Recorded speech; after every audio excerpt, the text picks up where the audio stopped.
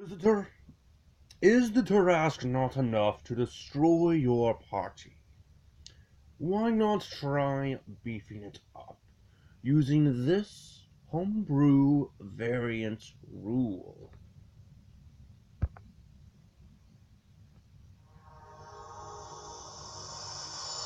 Angel of darkness, angel of darkness, the world is in your hands, but I will fight until the end.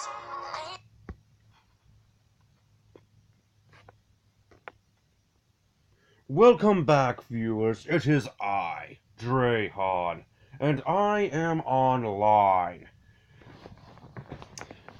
Now, what is this talk on about? About more powerful creatures for your Dungeons and Dragons campaign? Well, for some time, I have thought the same thing. How can you get more powerful than the most powerful creature? Because once you have played through a campaign, such as the Rise of Tiamat, the Rage of Dragons, whatever that one was called, I've got it around here somewhere. Anyways, that is Tiamat is roughly a 30 level creature. Is a 30 level creature. So is the all-powerful Tarask. Thing is, what if that is not enough to kill off your party? You want a total party kill. However, that is just not enough. Well, that's when I found this. The Mythic Monsters 5th edition variant rule. Now, this is a homebrew style, so it's not going exactly with traditional means. It's not going by the book. However, this is still a very good option for when you want a more powerful creature. Something more powerful than the all-powerful Tarask or even Tiamat or even any of the demon lords. This will help you with that. For when something as powerful as Tarask is too easy. Now, with this new rule, this user,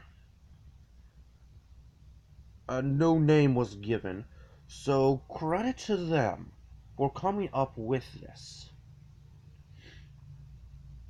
Now, according to this user, their mythic monster creations are entities of immense power beyond that of even legendary creatures. They are rarely found in the material plane, except at cosmic distances, instead residing in the vast outer planes or even the far realm. When a mythic creature disturbs the mortal realm, it can dominate on a continental scale. A whole nation's army might not be enough to quell the turmoil. These creatures are a challenge for 20th level player characters with epic boons or other high level benefits.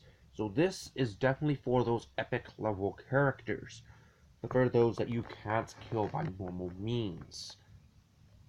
Now, this person has given us two new sizes for these more powerful creatures, Colossal and Titanic. The colossal creatures occupy a 45 by 45 foot space or larger, 9 by 9 squares if you're going by a physical map. And they have a D66 hit dice, average of 33.5 hit points per dice.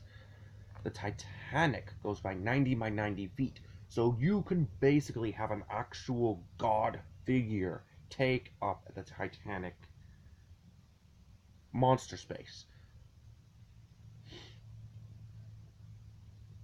This will occupy an 18 by 18 square, and their hit dice is 100. A D100 hit dice. 50.5 hit points per die. Now, statistics. Now, because we're going above level 30, well, challenge rating of 30, other statistics are going to change, such as the proficiency bonus. Oh, wait a second. Proficiency bonus continues with linear progression. Okay, good. So, that will increase. Hit points, damage, and save DCs are unbounded. So those will also continue to increase. AC has no strict bound, but becomes more exponential the further it moves past 19. So for this one, they kept everything at AC of 19, even the highest one of level 50, challenge rating 50. Now, challenge rating of 31 will have a proficiency bonus of 9 and AC of 19. So yes, this is going to be a little difficult, but not difficult enough for your players to handle. Rough estimate of hit points will be in this range. Attack bonuses will stay 14 until it gets to 33. And then it'll change on number 35, and again on 37, 38, and 39. 40 and higher will stay at 20, but the highest it will go is 50 at a plus 23 attack bonus and a plus 14 proficiency bonus. Damage per round will be roughly 1,000, and the hit points will be roughly 2,000 or higher. I say higher because some of you might want a more powerful entity. Save DC 30, so next to impossible. Now, it is possible to actually hit this save DC. I am pretty sure. Alright, he or she actually does have a little bit more to go over. If you feel the need to advance beyond a challenge rating of 50, a creature's proficiency bonus will increase to a plus 15 at CR 53 and increase by 1 every 4 challenge ratings afterward.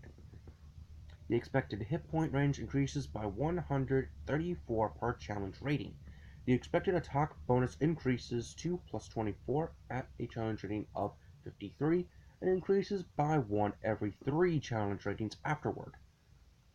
The expected damage per round range increases by 53 per challenge rating. And the expected saving throw DC increases to 31 at challenge rating of 54 and increases by 1 every 4 challenge rating afterward. So it will get exponentially harder the more you increase your challenge rating. If you go above 50, which don't assume that it will go above that. Experience points, just in case they do end up defeating your mythic creature. Here are the experience points needed to deal out. So the most powerful, being a challenge rating of 50, will give a total of 1,220,000 experience points. That is a lot of experience points, even for a normal player. I highly doubt you will be able to destroy such a creature, but there it is if you manage to have your party kill it. If you feel the need to advance beyond challenge rating of 50, a creature grants an additional 80,000 experience points for each challenge rating above 50. So that's good. So you can potentially go to around 2 million experience points. Alright, let's get down to the most important factors. The monster features. Most mythic creatures will have legendary resistance and legendary actions. Well, that's good. For those dungeon masters who do not know legendary resistance basically means that if your creature fails a saving throw, you could instead give them a success automatically. It doesn't matter if they failed or not. However, the legendary resistance only lasts for a certain time, so you can only do it a certain amount of times per day.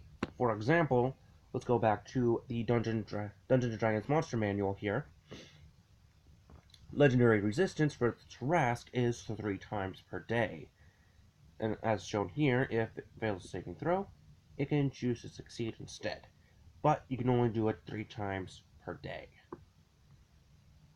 Legendary action, we'll go ahead and stay on the Tarrasque for this.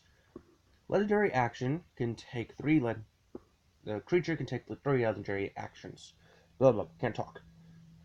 Choosing from the options below. Only one legendary action option can be used at a time, and only at the end of another creature's turn. The Tarrasque regains spent legendary actions at the start of its turn. So, it can use 1 action to attack, 1 action to move, or 2 actions to chomp, or, as it says here, 1 bite attack, or using its swallow.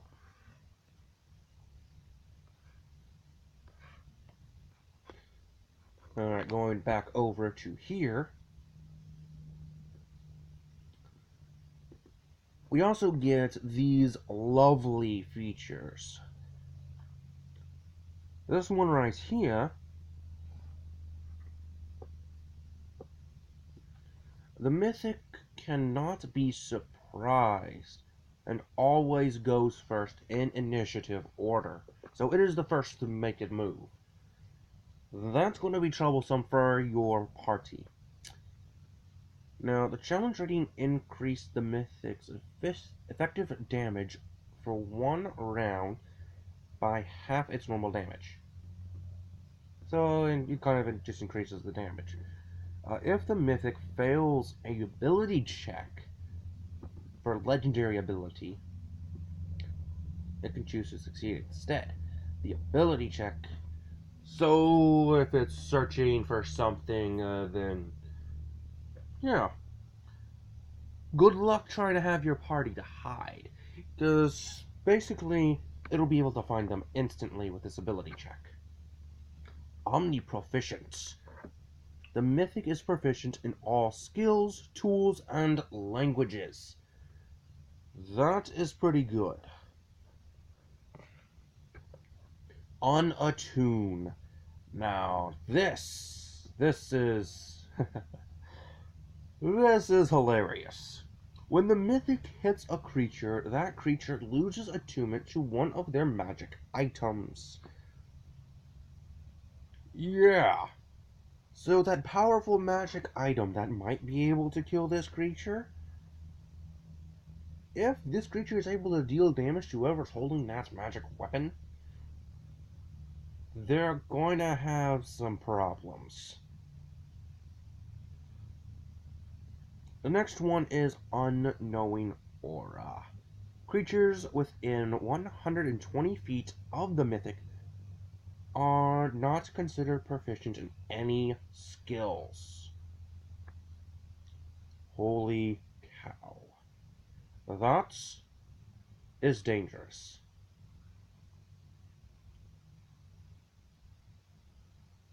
So, yes, some of those skills that would come in handy will no longer be that handy. This actually adds 1 to the AC. So, yeah, that could be a problem. Next up, multi-entity creatures. A colossal or higher creature can be represented by a group of entities, a set of core statistics, and one or more peripheral statistics, each acting on its own initiative with its own actions. So a way to think of this would be, we'll say Kingdom Hearts. Have you ever played Kingdom Hearts? This is basically the final boss in Kingdom Hearts kind of way. I actually never got that far, so I will technically not want to use that as an example. But that is what I'm going with. The final boss in Kingdom Hearts has multiple different sections. You've got the head, and you got the heart. But another example would be Darkside. Darkside, the first boss you fight in Kingdom Hearts. You're able to attack its hands, you're able to attack his feet, and you can actually attack the main body as well. Totally separate pieces you can attack, yet they're all a part of the same creature. The core represents the main body or agency of the creature. It is the only component that has legendary actions, and its component that must be defeated in order to defeat the creature as a whole. Its size is that of the whole creature. So even with these separate entities, you still have to count it as one whole creature.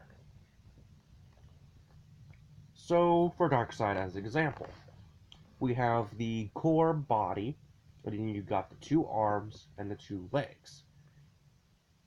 Although each individual part will technically be gargantuan size, the creature as a whole would be titanic in size. Now, the peripherals represent limbs or modules attached to the core. Okay, now I'm thinking of another example. Say... Oh, here are some ideas. A beholder deity with 5 or more peripheral eye stalks with different spell-like abilities. So they're giving you the main beholder head, and then individual eyes that act as creatures. So you have one eye with a different spell list, another eye with a different spell list, and so on. And then the main one has its own spell list, but as a whole, it is still one entity, one size.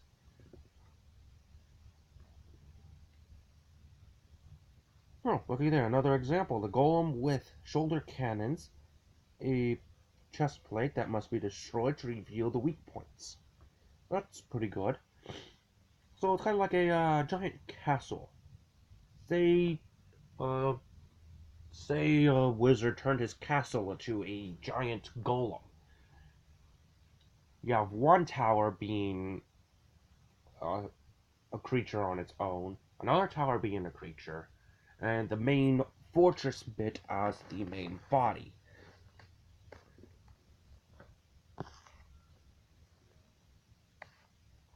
Or when not to use, if a creature has multiple identical peripherals, it might be better to use a trait similar to the multiple heads of a hydra, as there's no need for players to target a specific location.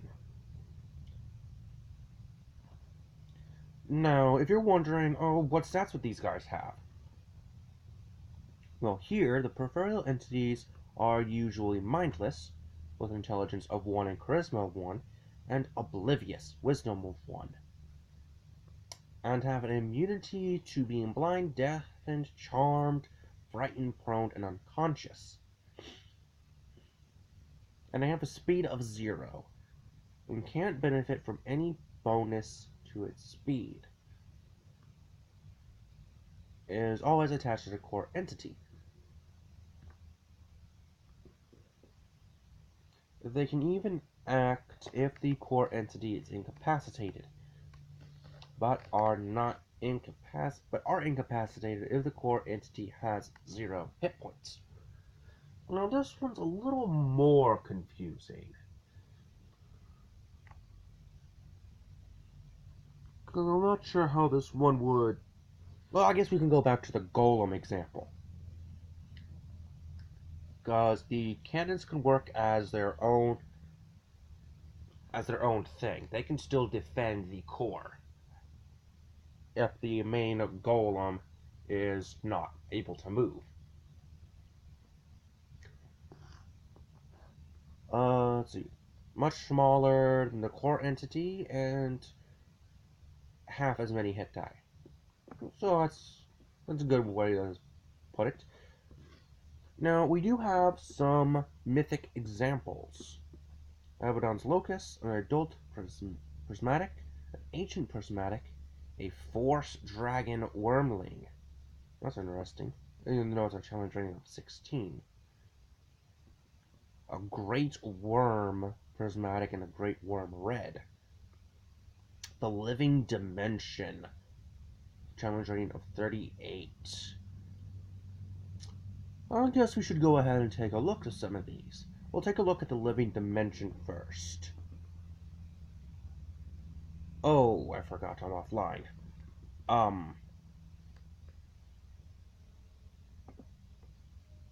Oh, foot. Give me a second. I need to find my signal. Got a Wi-Fi signal around here somewhere. Give me a second.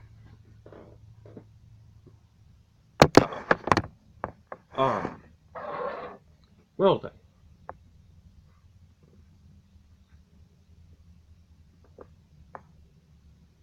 Hold on.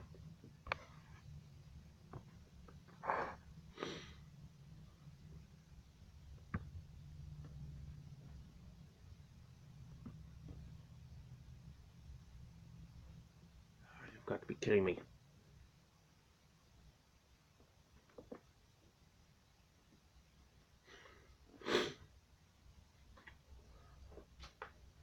Alright, now I'm connected.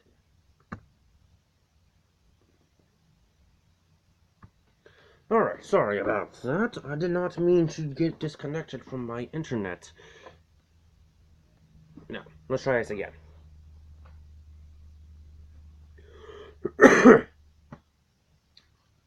I just gotta wait for it to load. Okay. There we go. And this is what the page actually looks like. Alright, the living dimension. This sounds pretty interesting. I wonder how somebody would be able to make such a thing. Alright, so, living dimension. It is a colossal aberration, neutral alignment, armor class 13, hit points of 167, 5d66 hit dice. Speed, flying, or hover, 60 feet. 12 strength, 16 dexterity, 10 constitution, 22 intelligence, wisdom of 17, and a charisma of 18. I actually thought it'd be a little stronger. Anyways, let's see.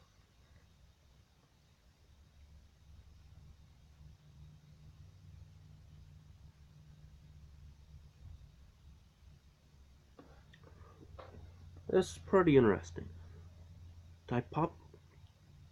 Typological resistance. When a living dimension takes damage, it takes damage equal to the number of damage die and ignores modifiers. For example, if it takes 1d6 plus 3 damage and instead take 1 damage. Oh. That explains that. Oh my. If it takes 5d8 damage, it instead takes 5 damage. Damage of a fixed value instead deals 1 damage. Oh.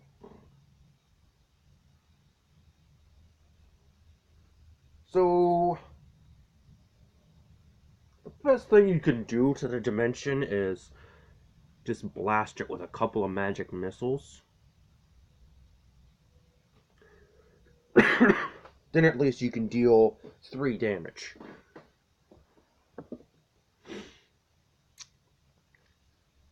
And it's got legendary resistance, so you might as well try to figure out how to kill it with magic that doesn't require saving throws. Hyperdimensional. This is a big one. At the beginning of each of its turns, the living dimension has a speed greater than 0. If it has a speed greater than 0, it can choose its size: medium, large, huge, gargantuan, or colossal.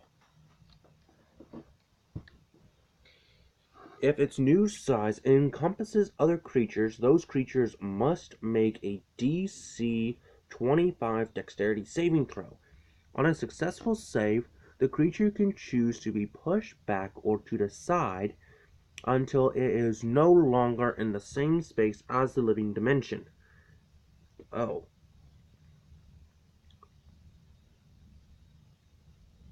A creature that chooses not to be pushed or cannot reach an unoccupied space suffers the consequences of a failed saving throw. On a failed save, the creature takes 220 force damage and is restrained. The creature remains restrained until it no longer occupies a space with the living dimension, or until it escapes. To escape, the creature takes an action to make a DC 25 strength check. On a success, the creature enters a space of its choice within 5 feet of the living dimension. That is crazy.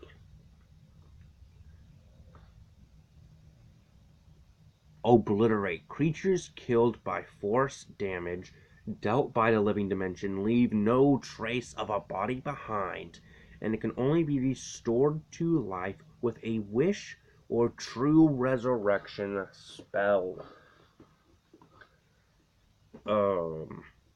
Oblicitorm? Not Obelisk. Exodia, the Forbidden One. Obliterate! It's a nice reference. I like that. Disjoint Touch. Plus 17 a hit, of 5 feet of reach, 1 creature, 220 force damage, and must make a Constitution saving throw. On a failed save, the living dimension teleports the target to an unoccupied space within 120 feet. So, yeah, that could potentially be helpful. But 220 force damage. There is absolutely no way that anyone can survive that type of attack. At least not that I know of.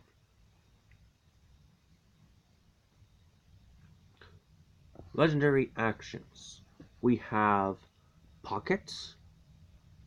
An unoccupied 5x5 space within 120 feet of the living dimension becomes a spatial pocket.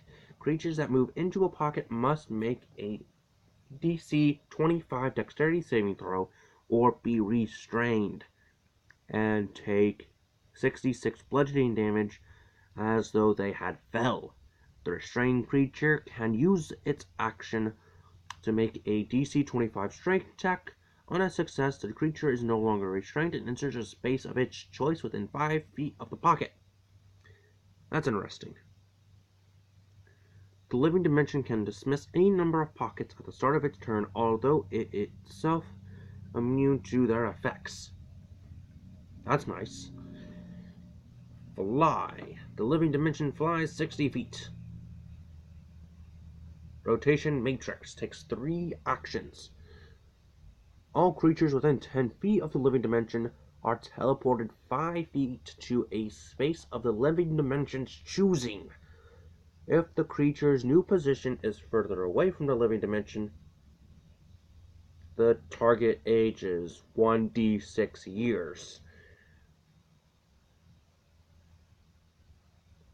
If the new position is nearer, the target's age is reduced by 1d6 years. I'm not sure what apologies, can't talk. What repercussions that would have on a character's level, or if that would actually affect their level. But that seems a little overpowered. What else do we have? Mythic creature variant rule, living dimension is sentient. And it's got a nature.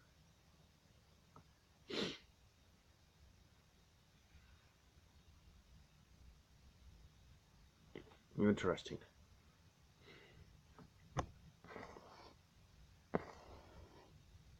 And this is of colossal size. Imagine something of titanic size.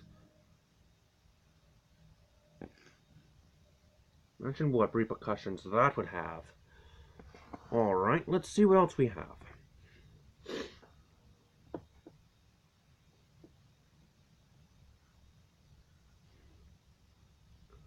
Alright. Zombie boss. This is the most powerful one here. Challenge rating of 40. This is titanic. The living dimension was only colossal. This is titanic.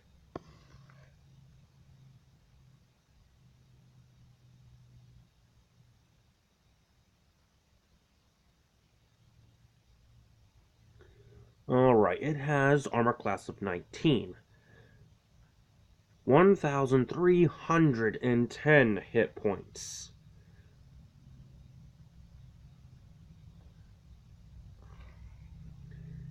Immensity. The zombie can move through the space of a creature or object of a gargantuan size or smaller, and it does not treat such creatures as difficult terrain. If the zombie moves through a creature's space, the creature must make a DC 26 dexterity saving throw, taking 55 bludgeoning damage on a failure. A creature can only be made to make this save once per round. That's good, at least. His legendary resistance is 4 times per day. It's got the Siege Monster ability. Turn immunity, so turn undead is not going to affect him. Undead Fortitude. If damage reduces the zombie to 0 hit points, it must make a Constitution saving throw with a DC equal to half of the damage taken, unless the damage is radiant or from a critical hit. On a success, the zombie drops to 1 hit point instead, so it has the ability to stay alive.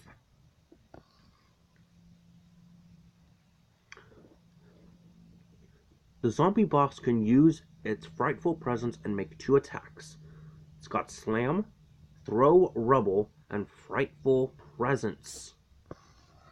No legendary actions.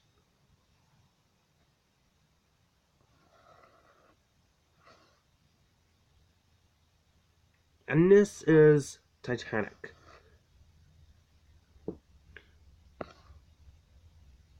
This is a very disturbing, yet very interesting.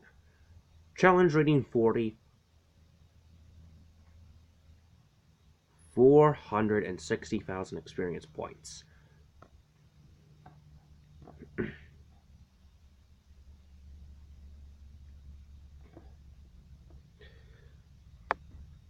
Zombie boss. Plants vs. Zombies, anybody? Zombos. Alright, let's see if we can find an example for that. I believe it's going to be Abaddon's Locusts.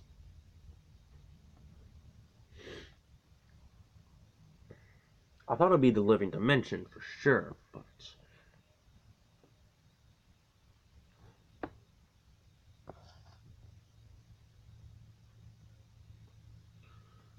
okay, never mind. Gargantuan swarm of tiny fiends. So it's gargantuan.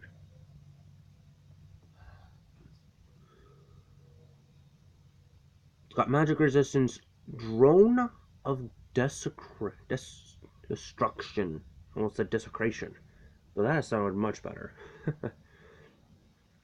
Any creature that starts its turn in the swarm space must make a DC 23 Constitution saving throw, taking 35 thunder damage on a failed save, or half as much on a successful one. So that could be potentially deadly.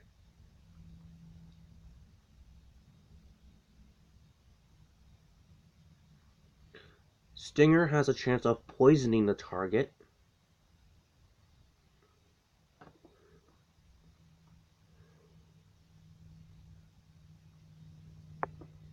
This is definitely interesting, I would say. Well, there you are, viewers.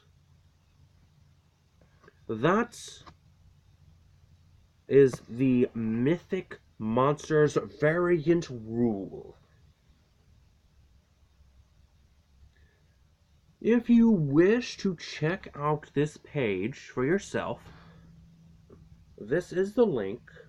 I will make sure to leave it in the description of this video at some point. I will probably forget as soon as I post this video, but then remember a few days later. Anyway, that is all the time I have for today. This has been Drahan, and I am offline.